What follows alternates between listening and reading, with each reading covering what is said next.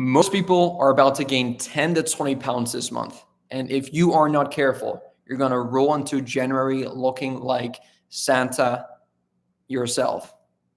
But here's the good news. I'm going to walk you through the exact no BS strategy I personally follow every December to stay nice and shredded, nice and lean, while still being able to enjoy Christmas time, enjoy the good food, and enjoy the nights out without ever feeling restricted, guilty, or completely out of control, which is the opposite of what most people tend to experience during this time of year. Full of chaos, full of feeling guilty, full of just it's not an ideal experience. So before we get into it, I have ran 3 marathons. I've competed in 3 bodybuilding shows, and I've maintained a lean, powerful, aesthetic physique year-round while traveling the world, while celebrating and enjoying the holidays with my friends and family. So I have coached hundreds of busy men who go through the exact same struggles. And every single December, while most people gain 10 plus pounds, my clients either maintain or lose body fat. I'll say it one more time. While most people gain 10 to 20 pounds, my clients either maintain their current body weight and or lose body fat during this time, which is the exact opposite of what most people experience. Now you're probably wondering why. And that is because they follow the system I'm about to give you in today's video. Now, by the end of this video, you'll know the exact science-backed and experience-tested steps to survive Christmas without getting fat, while still enjoying the season like a normal human being. And we're going to break this down into a couple of different points just to organize it a bit more for you guys. The first point is what I actually do daily in December, and this doesn't just apply during the December months.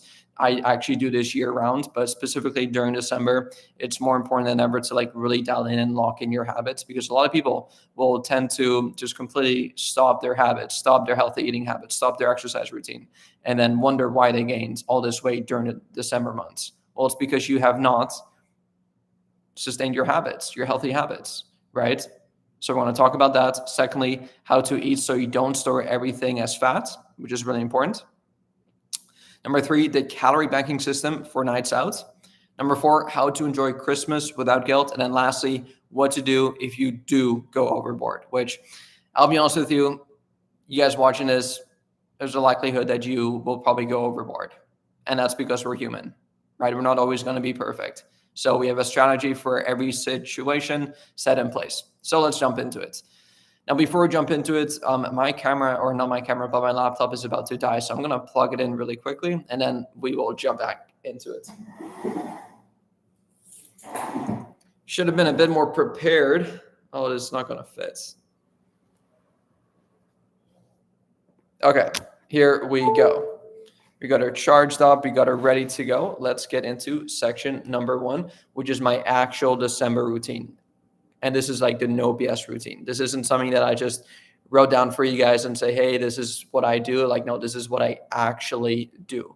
Starting with morning cardio. And I do this in a fasted state. Every single day, every single morning, I start December mornings with a fasted cardio session. Whether it's a run or a walk on the treadmill.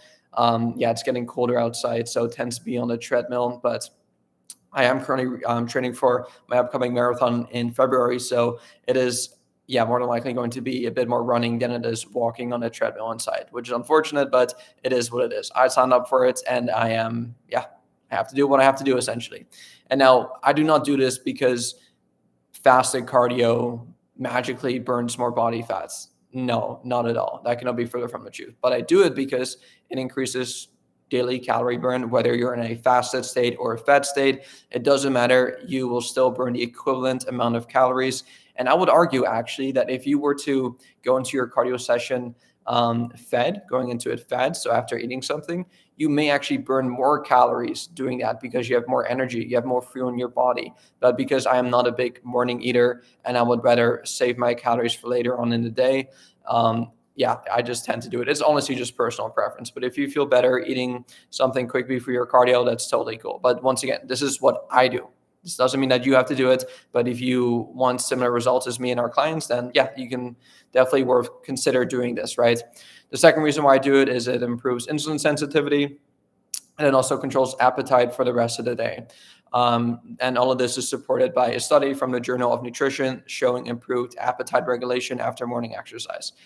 And honestly, to be honest with you guys, nothing sets the tone for a disciplined day better than moving before the sun rises. Like, it just builds so much confidence, and kind of deep down, it's kind of like an ego thing where, well, everyone else is still maybe sleeping or having their slow mornings. You're up and you've already accomplished something that most people aren't even willing to do during the December months. So right from the get-go, as soon as you start your day, you're already way ahead of everyone else. And then after you're done with your cardio, you can actually carry on with your actual day, right? So this will just set so much momentum for you.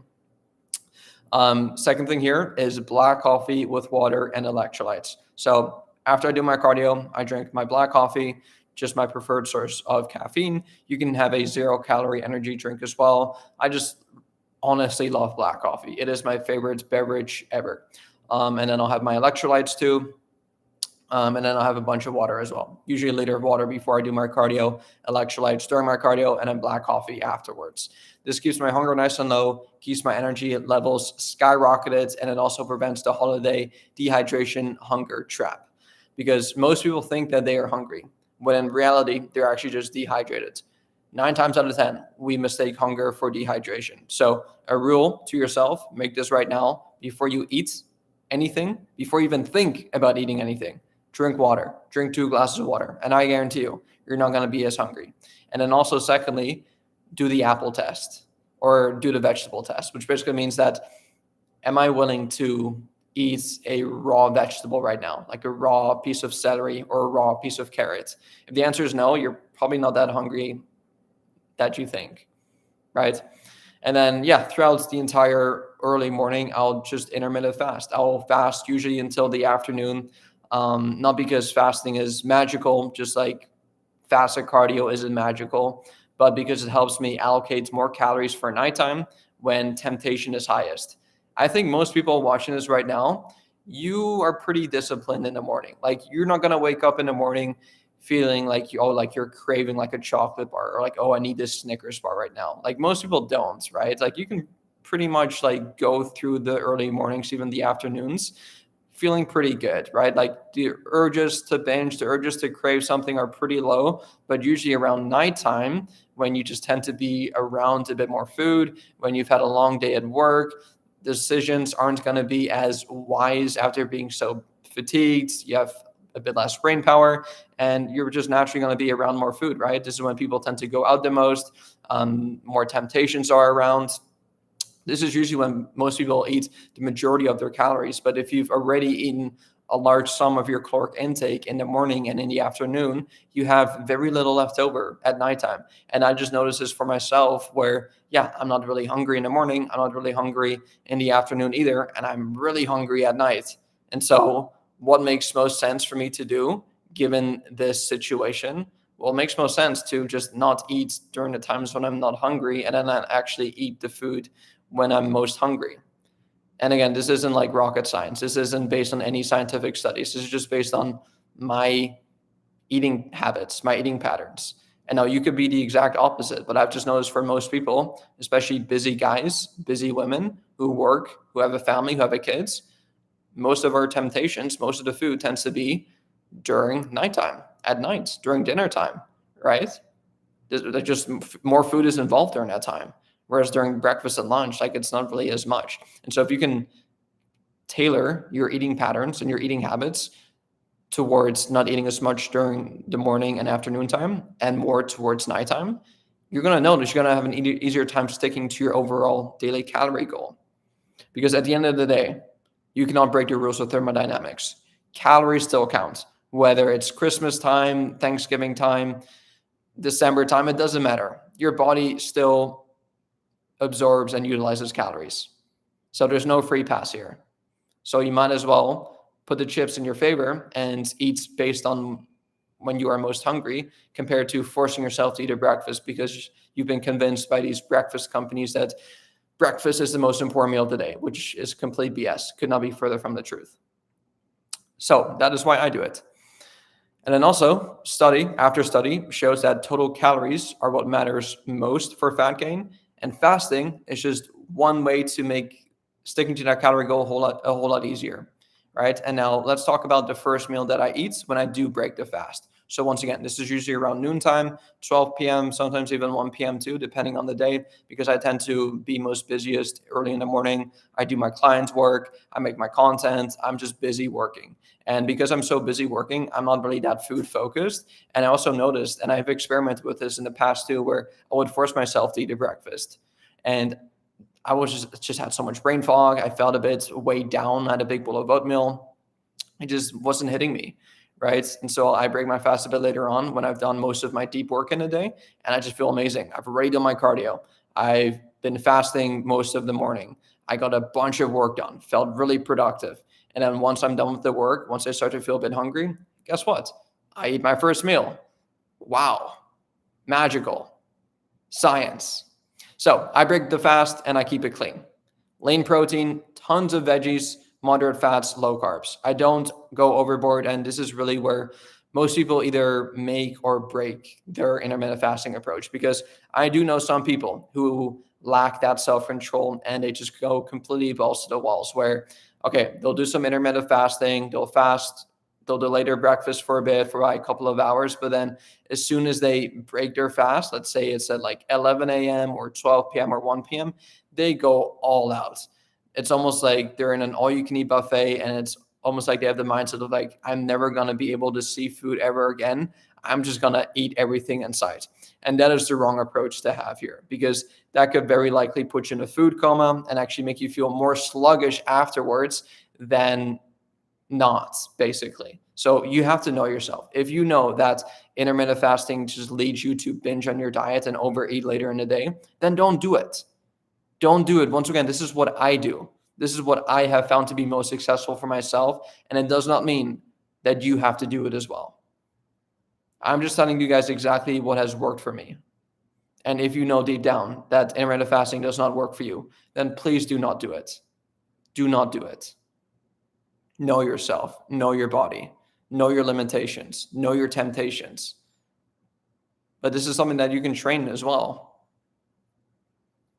So by having this meal, protein, lots of veggies, moderate fats, moderate carbs, this keeps my blood sugar stable, keeps my hunger under control, and my cravings nice and low. And protein increases satiety by 30 to 40% according to clinical trials. That is why this works. You have to, at the very least, break your fast, whether it's early in the morning, in the afternoon, whenever you decide to eat breakfast, or any meal for that matter. High protein. Protein, protein, protein. It is the most satiating macronutrient out there. Make sure you do that. And I found a lot of people who fail this, who mess up with this, they'll break their fast with their regular bowl of sugary cereal, and they'll have this huge spike in blood sugar, and it'll come crashing down.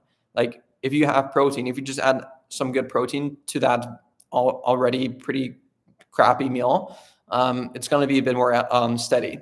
But better yet, swap out the sugary cereal for maybe some oatmeal, add a scoop of protein powder, maybe have some eggs. I mean, that'll be a phenomenal way to break your fast.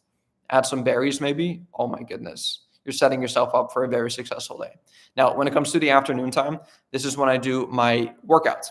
So if I did not do my running, this is usually when I do my workout and my running, which obviously means, more calories burned, more carbs stored as glycogen, not as fat, and more metabolic flexibility. Plus, if I'm training, I naturally want to eat better as well. There's this positive feedback loop where if you do something good to your body, whether it's going on a walk, going on a run, lifting some heavy weights, exercising in general, you're just more prone to eat healthier food.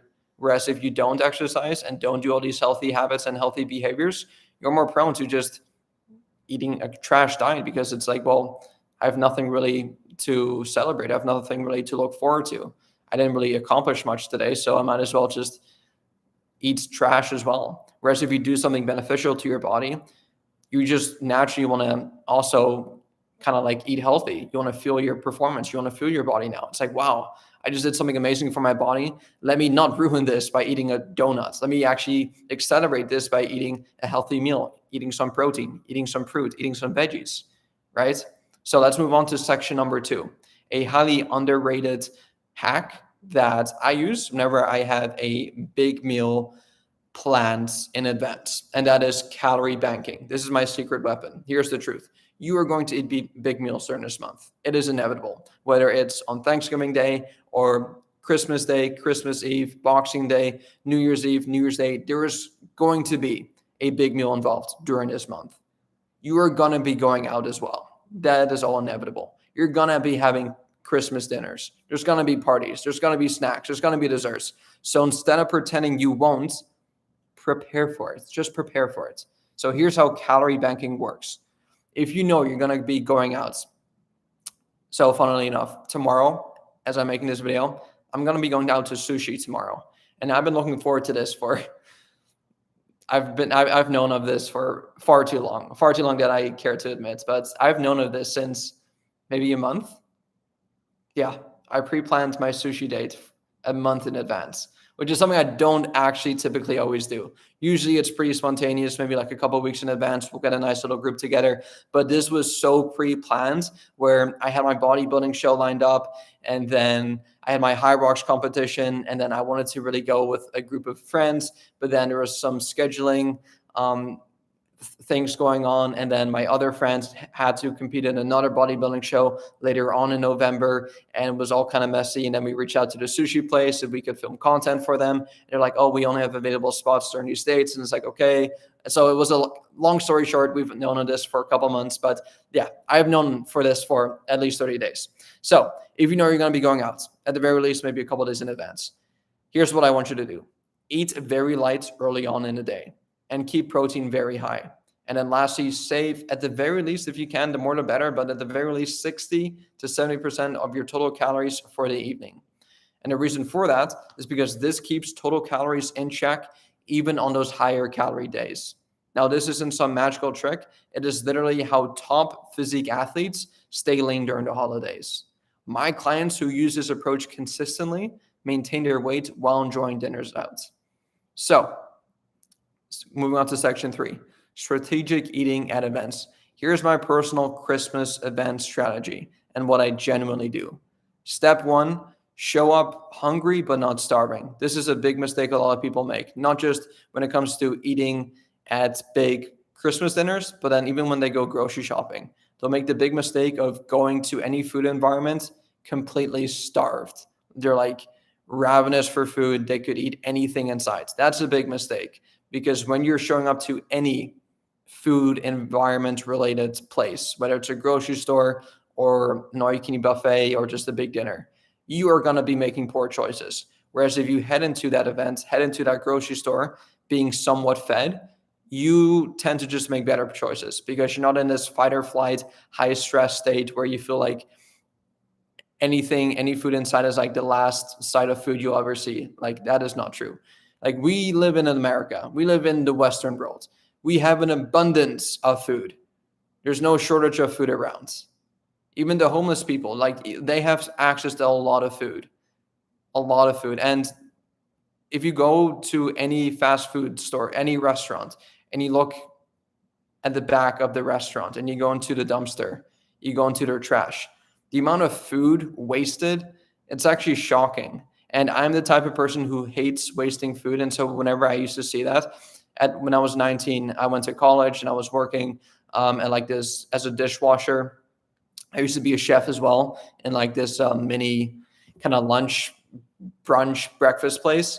And the amount of food that they wasted, I was like, wow. And I've always been this type of person who just hated wasting food. I'm like, dude, all the chefs would like just waste food. I'm like, you could give that to me. I could bring that back home and I could just store it in my freezer. Like, give it to me. But I think legally they're not allowed to do that. But apart from the point, like, we live in an abundance of food. Like, there's no shortage of food around, right? So don't feel the need, or don't have this mindset of there's like, I need to eat everything in sight. Like, that's going to ruin a lot, because yeah, you're going to overdo it 100%. So once again, step 1 is to show up hungry but not starving, because starving leads to binging. Protein plus veggies leading up to the event can prevent this. So show up nice and full to any dinner occasion. Step 2, when you have your first plate, let's say you have your first plate in hand, and let's say it's like an all-you-can-eat buffet type of style where you can pick your own plate, you can pick your own food, whatever you want on your plate. Your first plates, this is when you got to be the most disciplined. Start with protein and veggies. I talked about this a couple of days ago, but this will ensure that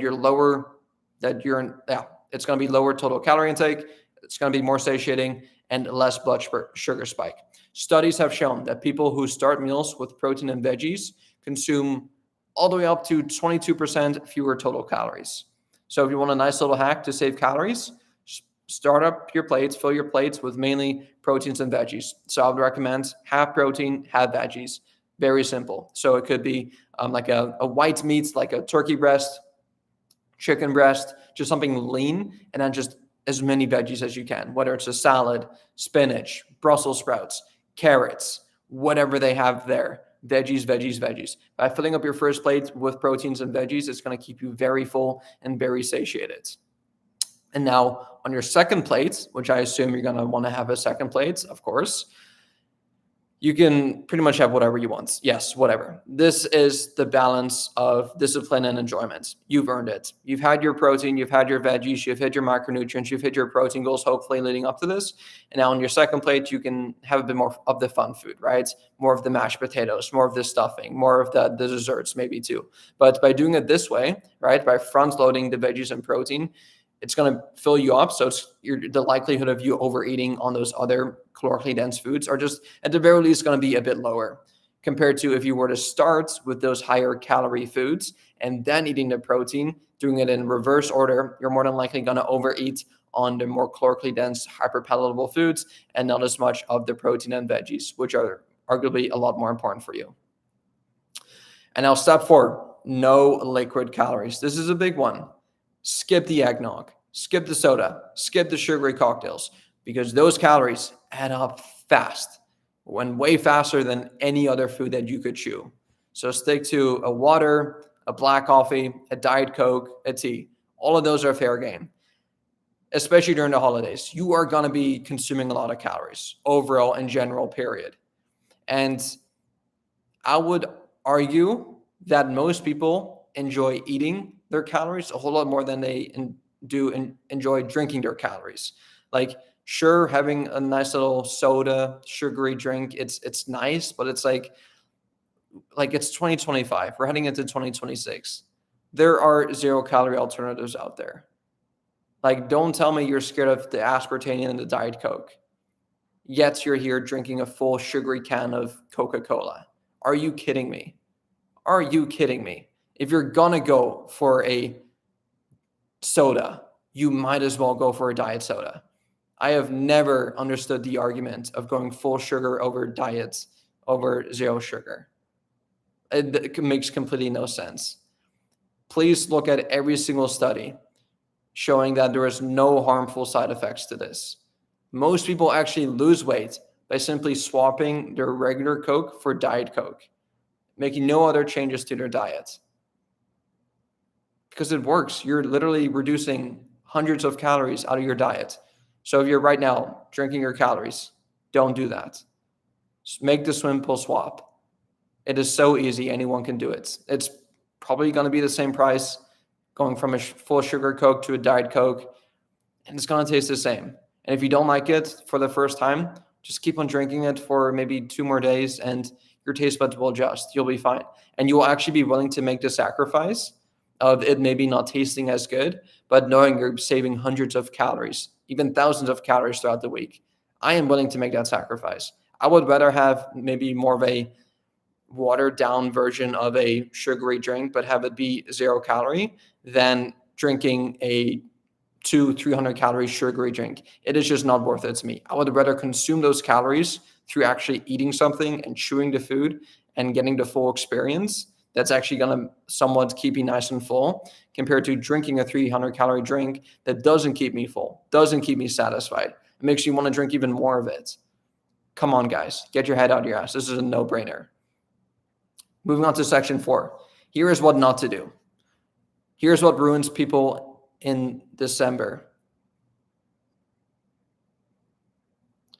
Or let me rephrase that. What ruins people in December isn't the one big meal that you have, or the one big dessert that you have, or the one night out. It's what comes after. It's the, I messed up today, so screw it for the rest of the week mindset. This mindset, and it's almost like having a perfectionist mindset where you're either 100% perfect or you're 100% not perfect. And this is why this is such a dangerous mindset to have, because if you have one bad meal, you've already ruined it. You're not perfect anymore. And so what are you going to do? Or what do you tell yourself?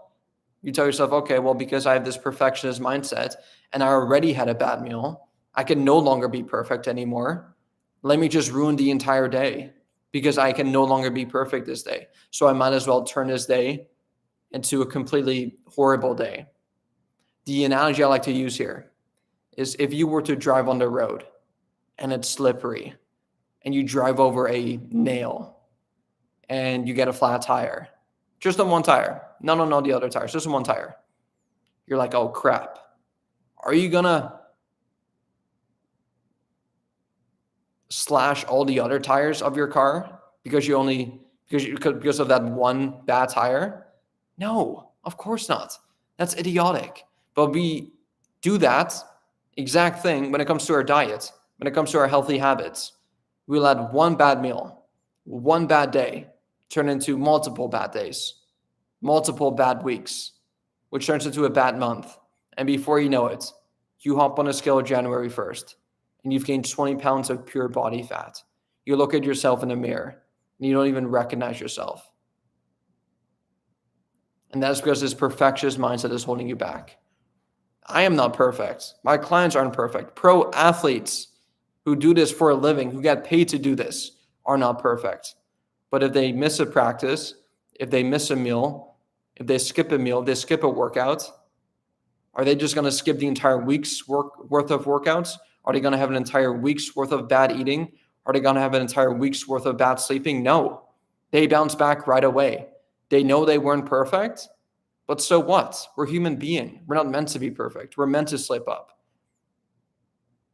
The biggest thing that separates people who actually are successful on this weight loss journey and who keep the weight off are those who actually aren't perfect all the time, but it's those who keep on bouncing back and who do not let one bad instance derail them from getting back on track again. That is the difference. And that is why you are still fat. That is why you've been stuck spinning your wheels in circles, because you keep expecting yourself to be perfect.